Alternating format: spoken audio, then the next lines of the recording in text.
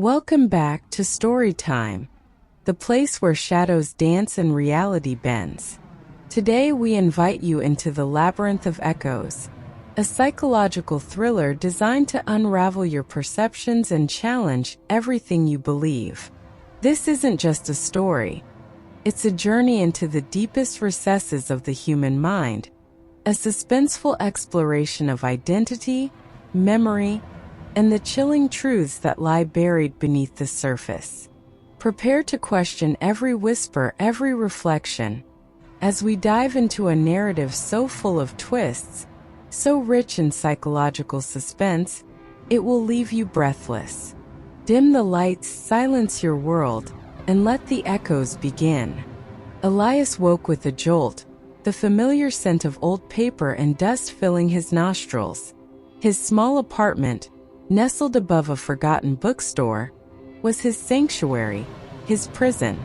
Every morning the same ritual, the weak sunlight filtering through grimy windows, the insistent ticking of the antique grandfather clock in the hall, the gnawing sense of unease that clung to him like a second skin. He couldn't remember much before the last 6 months. A blank slate, a void where a past should be. The doctors called it dissociative amnesia, a protective mechanism, they said, against some profound trauma. But what trauma? The not knowing was a torment, a constant whisper of a life unlived, a self unknown. He was a quiet man, meticulous in his habits. He worked as a librarian, a solitary existence that suited his fragmented mind. Books were his only companions, their stories a temporary escape from the unsettling emptiness within. Yet lately the emptiness had begun to fill with something else, something sinister. It started subtly. A book he swore he'd left on his bedside table would appear on the kitchen counter. His keys, always on the hook by the door, would be found in his coat pocket. Small, insignificant shifts, easily dismissed as forgetfulness. But then the notes began to appear. Not written by him. Short, cryptic phrases scrawled on scraps of paper. He watches. Don't trust the silence. Find the truth. Elias lived alone. He checked the locks obsessively, installed a cheap security camera that only recorded static. Paranoia, he told himself. A side effect of his amnesia, the mind struggling to create meaning where there was none. But the feeling of being observed intensified. He'd catch fleeting glimpses of movement in his peripheral vision, shadows that weren't there, reflections in windows that seemed to hold a distorted, unfamiliar face. One evening, returning from work, he found his apartment door slightly open. His heart hammered against his ribs. He pushed it open slowly, every nerve screaming. Nothing seemed disturbed. No forced entry. But on his pillow lay a single withered rose, its petals a deep, unnatural crimson. And beneath it, a new note written in the same unsettling hand. The past is not forgotten. It waits. Fear, cold and sharp, pierced through his carefully constructed calm. Someone was in his apartment. Someone knew about his past, about his amnesia. Was it a stalker? A ghost from his forgotten life? He went to the police, but without any concrete evidence. They were sympathetic but helpless. They suggested therapy, counseling for his anxiety. Elias, a man who sought logic, felt himself slipping into a nightmare. He began to investigate his own life, the 6 months he could recall. He had no friends, no family he knew of.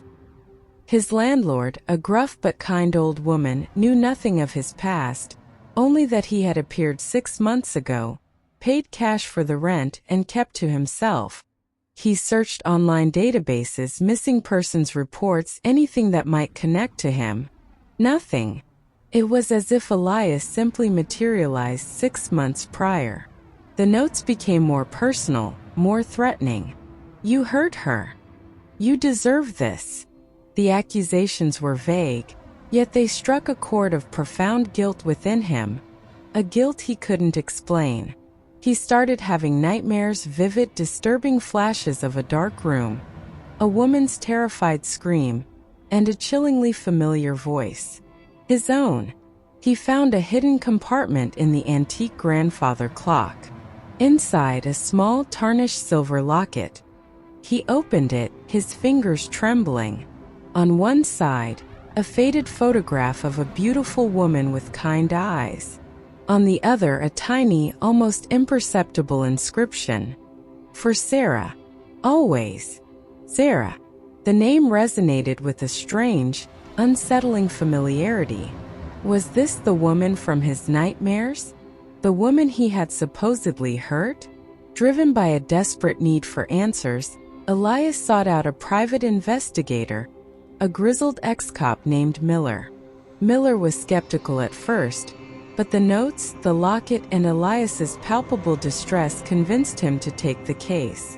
Their investigation led them to a small, isolated town called Oakhaven, a place Elias felt an inexplicable pull towards. A sense of dread, yes, but also a strange familiarity.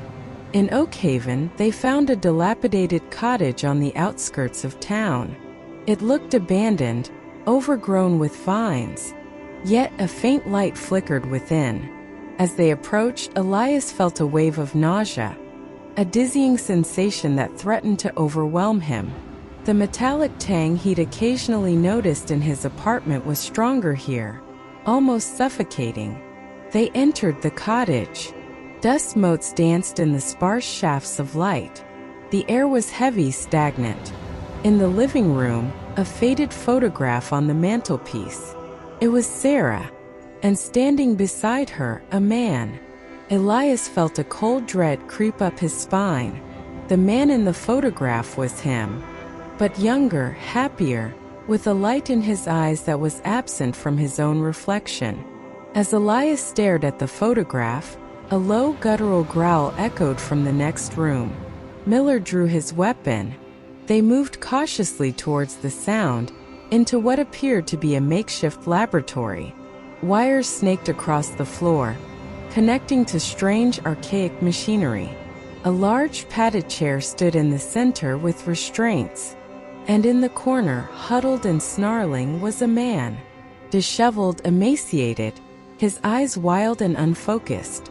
He looked like a ghost. But then the man looked up and Elias saw it. The same eyes, the same jawline. The man was a distorted, broken mirror image of himself. "Who are you?" Elias whispered, his voice barely audible. The man lunged, a desperate, animalistic cry escaping his lips. Miller reacted instantly, subduing him. As the man struggled, a name tore from his throat, a name Elias had only seen in the locket. Sarah. The revelation hit Elias like a physical blow. The man wasn't a stranger. He was the original Elias. The man who had lived in this cottage with Sarah. The man who had committed some unspeakable act. The Elias he knew was a construct, a new identity forged in the crucible of trauma and amnesia. The truth, painstakingly pieced together with Miller's help and the fragmented memories that now flooded Elias's mind, was a horrifying tapestry.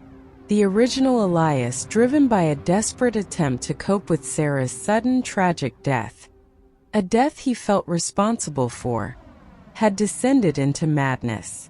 He had experimented on himself, using crude, self-administered electroshock therapy and potent hallucinogens, trying to erase the unbearable pain, to create a new self that couldn't remember.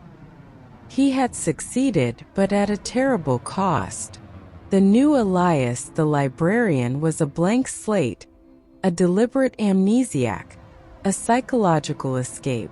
The notes, the whispers, the feeling of being watched, they weren't from an external stalker.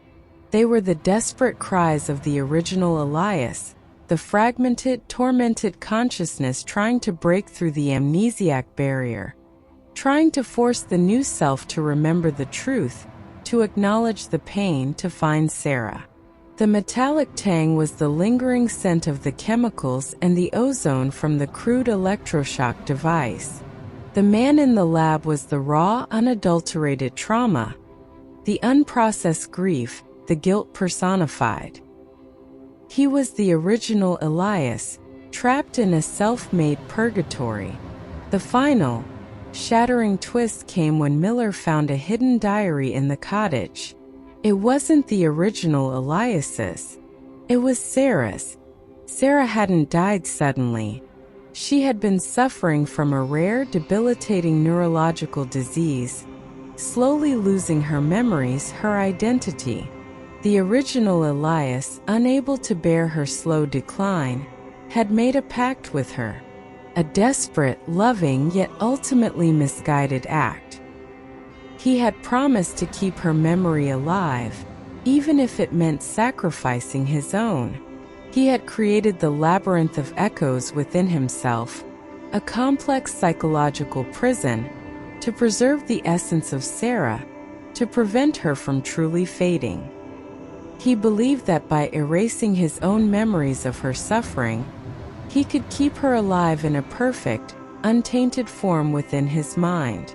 The experiments were not to erase his trauma, but to create a mental space where Sarah could exist, untouched by her illness. The notes, the haunting, were not the original Elias trying to break free, but Sarah's own fragmented consciousness, preserved within his mind, trying to guide him, to remind him of their love, to complete the cycle of their shared existence. "You hurt her" was not an accusation of malice, but of his inability to let her go, to accept her natural passing. "Find the Truth" was about finding the truth of their love, not just the trauma. Elias, now a confluence of both selves, stood in the desolate cottage, the weight of a love so profound it had shattered a mind. He wasn't a victim of a stalker, or a perpetrator of a crime. He was a monument to a love that transcended sanity, a man who had sacrificed his very identity to preserve a memory. He chose to stay in Oakhaven, to tend to the broken man who was once him, to slowly, painstakingly, integrate the fragmented pieces of his past. The cottage, once a symbol of madness, became a place of profound, heartbreaking remembrance. The echoes were still there, but now they were not of terror, but of a love that had defied death, a love that had built a labyrinth of echoes within a single mind. And so our journey through the Labyrinth of Echoes concludes, leaving us with a chilling question.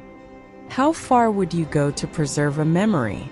This psychological thriller delves into the profound connections between love, trauma, and the intricate architecture of the human mind, reminding us that reality is often a perception, and the deepest secrets reside within ourselves. If this story has left you questioning, if it has sent shivers down your spine, please give us a thumbs up. Share this video with anyone who loves a good psychological mystery, and subscribe to Storytime for more captivating narratives that push the boundaries of suspense. Don't forget to ring that notification bell, so you're always the first to unravel our next thrilling tale. Until next time, remember, the echoes of the past are always listening.